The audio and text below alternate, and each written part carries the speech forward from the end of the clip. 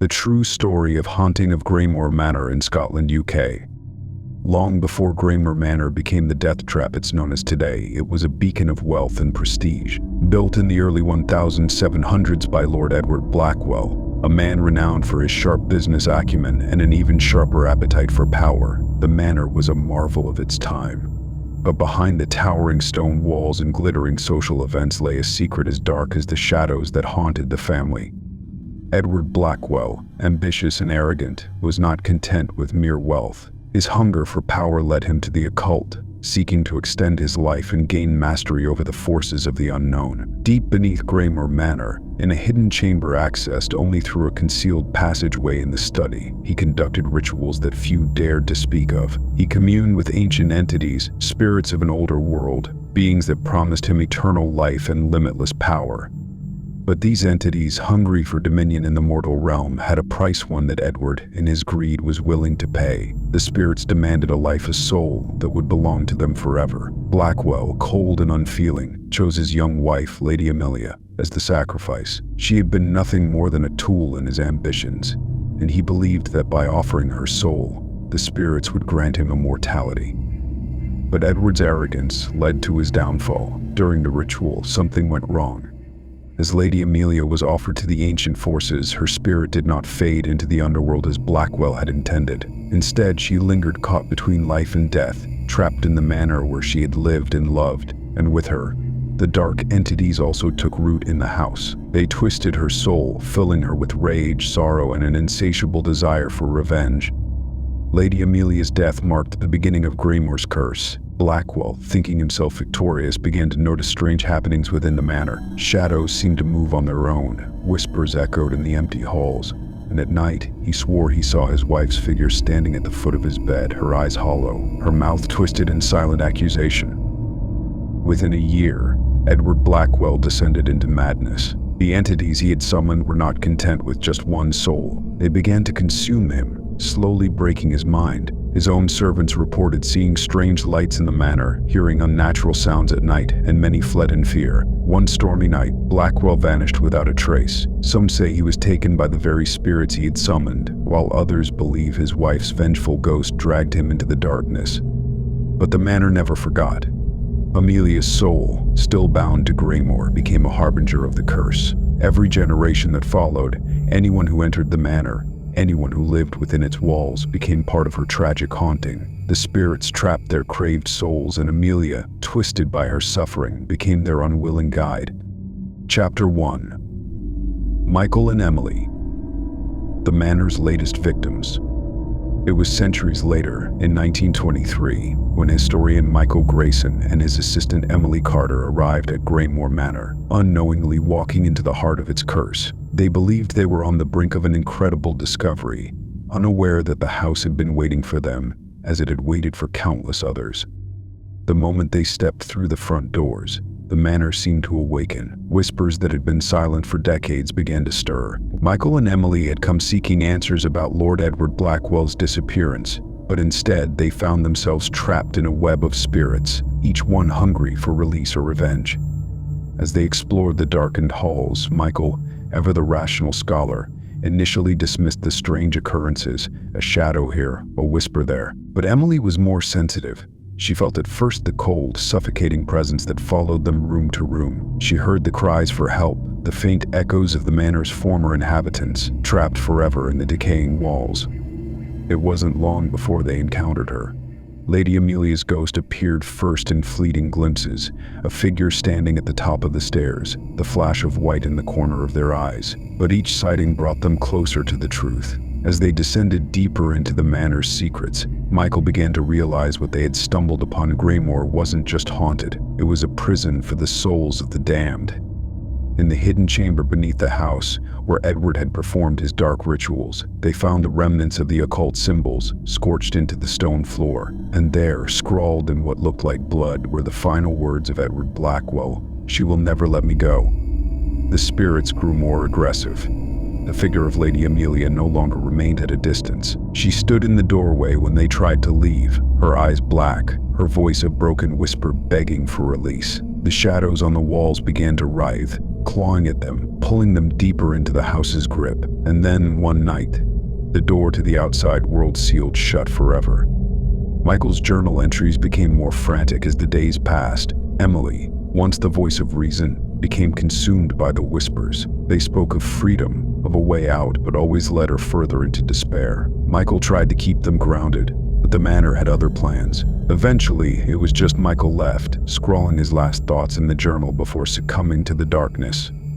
The manor had claimed them, as it had claimed so many before. Chapter 2: A New Visitor. The curse awakens again. Years passed, and the legend of Greymore Manor grew. Few dared approach it, and those who did rarely ventured close. That is, until 2024, when a paranormal investigator named Daniel Reeves arrived in the small village of Gairloch. Daniel had made a career of debunking ghost stories, but Greymore fascinated him. The disappearances, the whispers, the journal that had been found decades ago, it all seemed too fantastic to be true. He was convinced that there was a rational explanation, and he intended to find it. Armed with modern technology, Daniel set out to investigate the manor. As he approached the gates, he felt a strange sense of déjà vu, as if the place was somehow familiar. The villagers had warned him not to go, speaking of the curse and the voices that lingered in the air around the house. But Daniel dismissed their superstitions until he heard it himself. Standing at the gates, camera in hand, he heard a faint voice, just above a whisper. It was soft, pleading. "Help us, please, help us." Daniel froze. The voice was too real, too human. He followed it, his heart pounding in his chest as the voice grew louder. It was a woman, her words choked with fear and desperation. "Don't leave us here." The voice sounded so alive, so present. It was as if she were standing right next to him. Daniel's mind raced. Could this be one of the victims, still alive, somehow trapped? He pushed open the gates and entered the overgrown courtyard. The manor stood silent, imposing, its windows dark and empty. Inside, he began his investigation, setting up cameras and motion sensors, but the voice didn't stop. As he moved through the rooms, it followed him, sometimes ahead, sometimes behind. And then, it wasn't alone. "Michael." "Emily," the voice whispered, as if calling for someone. Daniel's blood ran cold.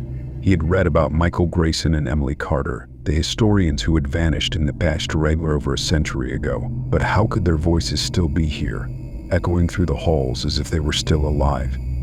Determined to uncover the truth, Daniel delved deeper into the manor's history, finding journals, photographs, and cryptic notes left behind by those who had come before him. Each one told the same story of whispers, shadows, and a figure with glowing eyes.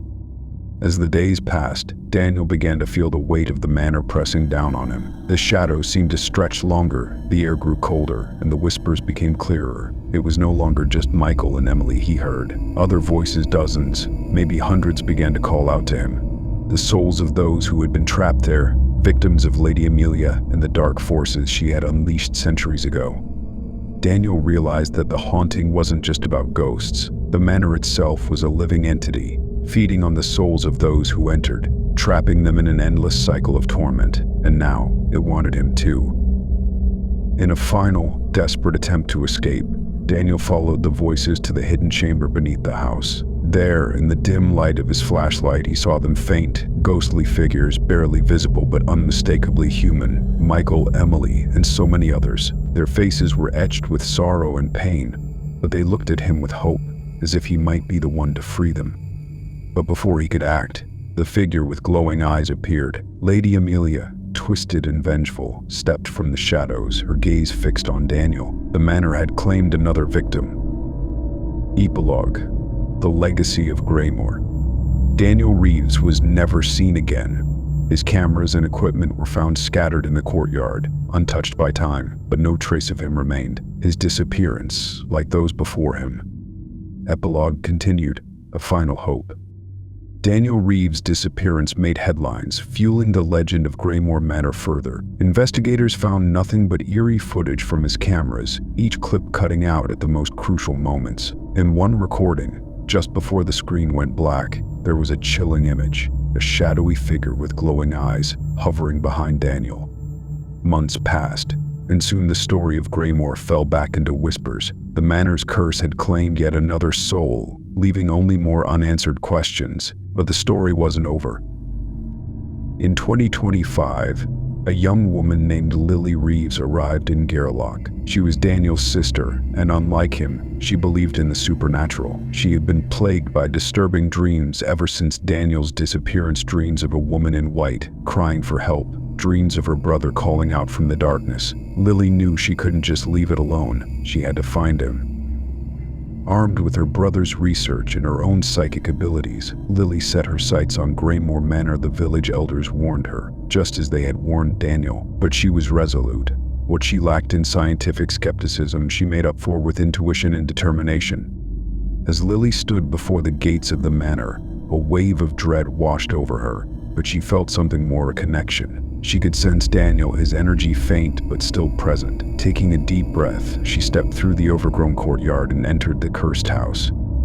Inside, the whispers began immediately, but they were clearer this time, almost as if they had been waiting for her. Unlike Daniel, Lily could communicate with the spirits, and they guided her toward the hidden chamber beneath the house, where Edward Blackwell had once performed his dark rituals.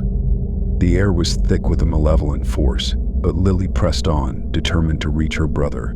The spirits of Michael, Emily, and the other victims appeared before her, their faces filled with pain but also hope. They begged her to end the curse, to release them from their torment. Then she saw Daniel, his ghostly figure, pale and weary, standing among the others. "Lily," he whispered, "I'm sorry." I couldn't stop. Her tears welled up in Lily's eyes, but she refused to let fear consume her. She was so close. Suddenly, the temperature dropped, and the shadows twisted into an unnatural shape. Lady Amelia appeared, her glowing eyes fixed on Lily. She was more terrifying than Lily had imagined, her face twisted by centuries of rage and suffering. The curse had corrupted her soul beyond recognition. But Lily didn't back down. "You don't have to do this," she said softly, her voice trembling. "You were a victim too. You can still find peace." For a moment, Lady Amelia hesitated. Her ghostly form flickered as if the words had stirred something deep within her, a memory of the woman she had once been. But then the dark forces that controlled her reasserted their grip. The glowing eyes flared, and she lunged at Lily. In that instant, Lily raised a small object, a silver locket she had found among Daniel's belongings. It was engraved with the initials AB. Lily had discovered that it once belonged to Lady Amelia, a token of love given to her before her life had been destroyed. The sight of the locket stopped Amelia in her tracks. Her glowing eyes dimmed, and her ghostly form began to waver. Lily, Daniel's voice was weak but urgent. "The locket. It's the key. Break the connection." With trembling hands, Lily opened the locket and found inside a small, faded photograph of a young Amelia, smiling, an image of her before she had been consumed by darkness. It was a reminder of the woman she once was, the life she could have had. Lily held the locket up toward Amelia's ghost. "You don't have to be their prisoner anymore," Lily whispered. "You can be free." Amelia's form flickered again, her expression softening. For the first time in centuries, the rage in her eyes seemed to fade. She reached out, her translucent hand hovering over the locket. The spirits that had bound her screamed in protest, their dark energy swirling violently around the room. But Amelia's will was stronger. With a final, agonized cry, Lady Amelia broke free from the dark forces that had controlled her. Her spirit, once twisted and malevolent, began to dissolve into light. The other trapped souls, including Michael, Emily, and Daniel, followed, their faces filled with relief as they were finally released from the manor's grip. As the last of the spirits faded, the oppressive atmosphere of Greymore Manor lifted. The house, once a prison for the souls of the damned, became eerily quiet. The curse had been broken.